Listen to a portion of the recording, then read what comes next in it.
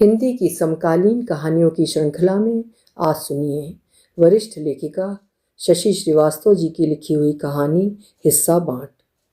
शशि श्रीवास्तव जी के 35 वर्ष के लेखन काल में देश के लगभग सभी प्रमुख पत्र पत्रिकाओं में उनकी कहानियां, आलेख व समीक्षाएं प्रकाशित हो चुकी हैं व हो रही हैं। आज सुनिए उनकी कहानी मेरी जुबानी। मैं हूं सीमा सिंह। कुल 5 दिन ही हुए थे जब घर में उत्सव का माहौल था। शादी की 40वीं सालगिरह मनाई थी बच्ची बाबू ने, और 2 दिन की बीमारी में ही अच्छे भले हट्टे कट्टे भी कह सकते हैं कि हट्टे कट्टे होने पर कोई जवानों का ही सर्वाधिकार नहीं है। कभी कभी 60-65 तक की उम्र के लोग जवानों के कान काटते हैं।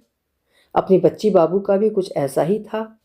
रिटायर ना होना उनके वश में नहीं था, इसलिए वे रिटायर जरूर हो गए थे, पर खुद को सतत सक्रिय रखने के लिए नए नए बहाने खोज कर उनमें सारे दिन लगे रहना और शाम होते ही काम से निपटकर नहा धोकर थोड़ा संध्या पूजन करने के बाद कुछ आध्यात्मिक साहित्य पढ़ने के बाद 8 बजे सो जाना। सुबह 5 बजे उठकर टहलने जाना। 1 घंटा टहलने के बाद घर आकर पेड़ पौधों की देखभाल करना, दूध सब्जी लाना जैसे और भी काम करना। ऐसी नियमित दिनचर्या और जरा सी बीमारी में यूं चटपट मौत। लोग हैरान थे, पर मौत पर किसका वश है? उसे आना था, वो आ गई। खैर, शुरू में लोग उनकी मौत, और वो भी बिना बीमारी के, पचा नहीं पाए। उनके नाती पोते, लड़के बहू, खासकर उनकी पत्नी कई दिनों तक सदमे व सन्नाटे की सी स्थिति में रहे। वक्त के पास तो बड़े से बड़े आघातों को भरने का मरहम है। ये तो फिर एक भरा पूरा 65 बरस का जीवन व बेटी दामाद, लड़के बहुओं, नाती पोतों वाला परिवार छोड़कर सिधारे बच्ची बाबू का स्वर्गवास था। वैसे भी उनकी पत्नी की तो बात छोड़ दें। देखने सुनने वाले देख रहे हैं और कह भी रहे हैं कि लग ही नहीं रहा है कि 4 दिन पहले बाप मरा है। सब ऐसे खा रहे हैं, पी रहे हैं जैसे किसी घरेलू उत्सव या त्योहार में आए हों। ना, आप गलत समझे। घर में चूल्हा नहीं जल रहा है। गमी वाले घर की सारी आचार संहिताओं का बखूबी पालन किया जा रहा है। खाना पीना सब बाजार भरोसे है। माँ का मन तो यही था कि लड़के अपने पिता के सारे संस्कार जैसे 10वां 13वीं पूरे वैदिक रीति से करें, पर सबसे बड़े जिसे सब करना था उसने असमर्थता जता दी। बोला, मार्च का महीना है, दफ्तर में काम ज़्यादा है, मुझे छुट्टी नहीं मिलेगी। सो 5वें दिन शुद्धि हवन रख लिया गया। बाकी दोनों लड़कों को कौन फुर्सत है। अब बड़े भाई ने ही 13 दिन वाला सारा तामझाम नहीं रखा तो अच्छा ही रहा, उन्हें बोलना नहीं पड़ा। उन्होंने कुल खर्च 25,000 में से चुपचाप अपना एक हिस्सा 8,300 रुपये दे दिए, जैसा पहले तय हुआ था। खैर, हवन का दिन भी आ गया। पास पड़ोसी, नाते रिश्तेदार सब आ गए हैं। हवन के बाद लॉन में ही एक और खाने का इंतज़ाम था। लोग आते, पहले हवन का प्रसाद लेते, फिर खाना खाकर चले जाते। बताकर जाने का चलन नहीं होता इसमें। बच्चे एक प्लेट लगाकर उन्हें भी दे गए। पति की पसंद की भरवा भिंडी देखकर उनका जी भर आया। एक कौर मुंह में रख तो लिया, पर गले से नहीं उतरा। पानी पीकर प्लेट वापस रखी और कुर्सी की पुश्त से सर टिकाकर आंखें बंद कर लीं कि हलवाई के पास से तीनों बहुओं के बोलने का संवेद स्वर सुनाई पड़ा। वे समझ गईं कि बचे सामान का बंटवारा चल रहा है। खाना बन जाने के बाद पूड़ी की कढ़ाई में अच्छा खासा घी बचा था, उसके इस्तेमाल की बात चल रही थी। पहले बड़ी वाली ने 1 किलो मैदा रख दी हलवाई के सामने। बोली, गोल वाली मटरी बना दो। फिर दूसरी चली आई, उसने भी 1 किलो के खुरमे बनवाए। छोटी वाली भला कैसे पीछे रहती। बोली, हमारे बच्चों को ये सब पसंद नहीं, ऐसा करो भैया, तुम तो हमारे लिए बेसन के सेव बना दो। उसके बाद बारी आई 1.5 किलो बचे रिफाइंड की और कुछ मसालों की। रिफाइंड तो आराम से तीनों में बट गया, पर पैकेट में बचे मसाले कैसे बांटे जाएं, ये समझ में नहीं आ रहा था कि उसमें बड़ी वाली ने दिल बड़ा कर लिया। बोली, अब इन पुड़ियों को कहाँ ढोते फिरेंगे, ना हो तो चंदों को दे दो। सामान रखने के ढंग से ही उन्हें समझ में आ गया कि तीनों बहुओं में से एक भी उनके पास नहीं रहने वाली। बड़ा उन्हें भी चलने को कहेगा, वे जानती हैं, पर 13 दिन तक तो वे यहीं अपने घर में रहेंगी, दिया जलाएंगी। सुना है कि 13 दिन तक आत्मा अपने घर के आसपास ही रहती है। अब घर में ताला बंद हो जाएगा तो पति की आत्मा को कितना कष्ट होगा कि 13 दिन भी इंतज़ार नहीं किया और घर में ताला लगा के चल दिए। उठो अम्मा, अंधेरा हो गया है, अंदर चलो, कब से बैठी हो। काम से निपट कर चंदो ने उनकी तंद्रा भंग की। वे सोते से जागी थीं जैसे।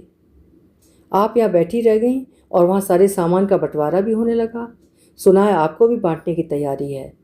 हम तो कहते हैं आप यहीं रहो अपने घर में। बंजारों से 4 दिन इधर फिर 4 दिन उधर काहे डोलती फिरोगी।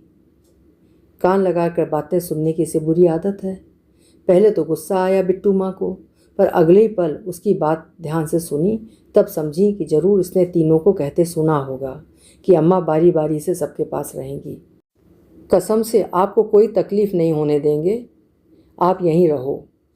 वो अपनी ही रौ में बोलती चली जा रही थी और वे भीतर ही भीतर कितनी टूट रही हैं, एक तरह से मर रही हैं। इस बात का अंदाज़ा भी नहीं है उसे। उनके जाने के बाद सामान की तरह उन्हें भी बांटा जाएगा। इस सोच से तो उन्हें अपना अस्तित्व ही बेमानी लगने लगा, मानो उनके जिंदा रहने की सारी वजहें ख़त्म हो गई हैं। पर क्योंकि वे जिंदा हैं इसलिए किसी का मन हो ना हो उन्हें रखना तो पड़ेगा ही। बांट बांट कर ही सही, पर रखना तो पड़ेगा ही। एक बार तो आत्महत्या के ख्याल ने भी जोर मारा, फिर अगले ही पल उस ख्याल को खारिज कर दिया। सच कहें तो मरने की ऐसी कोई वजह नहीं है उनके पास। दूसरे मरने से डर भी लगता है उन्हें। कोई कुछ भी कहे कि उनके लड़कों को माँ की कोई चिंता नहीं, उनकी निगाह तो बस अपने घर पे है कि कब बिके और कब अपना अपना हिस्सा लेकर अपना अलग अलग फ्लैट खरीदें।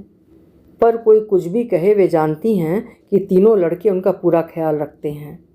रही बहुओं की बात, तो उनका भी आजकल के चलन के हिसाब से घर बाहर दोनों ही संभालती हैं वे। सो अपना और अपने बच्चों का काम ही भारी है, ऊपर से वे और पहुंच जाएं। उनका मन तो यही है कि किसी पर बोझ बनने से अच्छा है यहीं इसी घर में अपने घर में रहें। जिसे जब आना हो आएं जाएं। उसके जाने के बाद वही बात बेटों से कही थी उन्होंने। अरे नहीं, सवाल ही नहीं, ऐसे कैसे आपको इतने बड़े घर में अकेले छोड़ दें। कल को तबीयत खराब हो, चक्कर आ जाए तब क्या होगा। ना भाई, इतना खतरा नहीं उठा सकते। अभी तुम मेरे साथ चल रही हो बस। अब रही घर में 13 दिन तक दिया जलने की बात, तो उसके लिए चंदों से कहो ना हो तो कुछ पैसे दे दो उसे। अपनी बात कहकर बड़ा वहाँ से पलायन कर गया था। ऐसी पराश्रित जिंदगी की तो कल्पना कभी नहीं की थी उन्होंने। पति की मौत के दुख से अभी उबरी भी नहीं थी कि इस नए दुख ने घेर लिया। इस दुख से तो मरने के बाद ही छुटकारा मिलेगा। लड़के भी क्या करें, माँ को अकेला छोड़कर भी कैसे चले जाएं। बहुओं की भी गलती नहीं, एक तो वे कामकाजी हैं, ऊपर से आजकल की महंगी पढ़ाई। बच्चे पिछड़ जाएंगे तो नुकसान तो बच्चों का होगा। स्कूल वालों का क्या, वे तो अपनी पूरी फीस ले ही लेंगे। एक एक करके उन्होंने सबको दोष मुक्त कर दिया। बात सच में थी तो यही बिट्टू माँ। हाँ, जिस दिन से उनका बड़ा बेटा पैदा हुआ उनके पति ने विमला की जगह उनका यही नाम रख दिया था। पति के बाद उनके बेटे फिर पोते तक यही कहने लगे उन्हें भी तो आदत हो गई है इस नाम की। बिट्टू उनकी पहली संतान, उनका सबसे बड़ा बेटा, उनके प्राण बसते हैं उसमें। उसके नाम के साथ हर पल खुद को जुड़ा पाती हैं। इतना खूबसूरत एहसास है ये कि बयां नहीं कर सकती। खूब भरा पूरा जीवन जिया है। सीधे साधे देवता सरीखे सास ससुर, वैसे ही पति, किसी ने भी कभी बिट्टू माँ के अधिकारों का हनन नहीं किया। फिर ये अंतिम समय में अपने जीने रहने खाने सोने का अधिकार किसी और के हाथों में कैसे सौंप दें, वो भी बंजारों जैसा जीवन। 4-4 महीनों पर इस घर से उस घर की आवाजाही। ऊपर से बड़ी तो नहीं पर मझली और छोटी दोनों नौकरी करती हैं। उनके पास 4 महीने रहना किसी सज़ा से कम नहीं है। सारे दिन अनजान शहर और अजनबी लोगों के बीच रहना कोई हंसी खेल है। एक निर्णय के बाद आंखें बंद कर ली बिट्टू माँ ने। सुबह जब उन्हें ढूंढा गया वे कहीं नहीं मिली। दरअसल वे जहाँ थीं वहाँ उनके होने की कोई कल्पना नहीं कर सकता था। हुआ यूँ कि उस सुबह 7 बजे जब चंदो काम करने आई तब उसकी मदद से वे ऊपर बरसाती में जाकर छुप गईं। नहा धोकर तैयार पहले ही हो चुकी थीं। चाय के साथ कुछ खा पीकर ऊपर स्टोर के लिए बनी बरसाती में जाकर छुप गईं। उस दिन शाम तक तीनों लड़के अपने परिवार सहित विदा हो गए थे। बिट्टू माँ भी नीचे उतर आईं। 13 दिन उसी घर में चंदो की मदद से बिताए। उस बीच अपनी एक रिश्ते की बहन जो उनके बहुत करीब थी, जिससे कोई बात नहीं छिपाती थी, वो की मदद से एक वृद्धाश्रम की खोज कर ली और हमेशा के लिए वहाँ रहने चली गईं। नहीं, ऐसा नहीं कि उनके बेटों ने उनकी कोई खबर नहीं ली। भाई ली, ना लेते तो घर कैसे बेचते। उन लोगों ने आपस में तय किया कि ये तीनों बारी बारी से माँ के पास आएंगे और उन्हें जिस सामान की ज़रूरत होगी दे जाएंगे। बिट्टू माँ के हक में ये बंटवारा कुछ ज़्यादा बुरा भी नहीं रहा, अच्छा ही रहा। इस बहाने वो जल्दी जल्दी अपने तीनों बेटों को देख लेंगी। बिट्टू माँ को अपना घर छोड़कर एक वृद्धाश्रम में रहना कुछ दिन तो खला, फिर खुद को समझा लिया उन्होंने। दरअसल एक और जहाँ दीगर लोग दूसरों को समझाते रहते हैं, वहीं बिट्टू माँ खुद को समझाने में माहिर हैं। उन्हें देखकर बरबस ये शब्द जिह्वा की नोक पर आ ही जाते हैं कि काश और लोग भी दूसरों को समझाने से पहले खुद को समझाते, तो इस दुनिया की आधी मुसीबतों का अंत हो जाता। अभी आप सुन रहे थे वरिष्ठ लेखिका शशि श्रीवास्तव जी की लिखी हुई कहानी हिस्सा 8। कहानी आपको कैसी लगी, अपने विचार कमेंट सेक्शन में ज़रूर लिखिएगा। कहानी को लाइक और शेयर करिएगा और चैनल अभी तक सब्सक्राइब ना किया हो तो आपसे रिक्वेस्ट है कि चैनल भी सब्सक्राइब कर लीजिएगा। कल फिर मिलेंगे। आपका समय शुभ हो।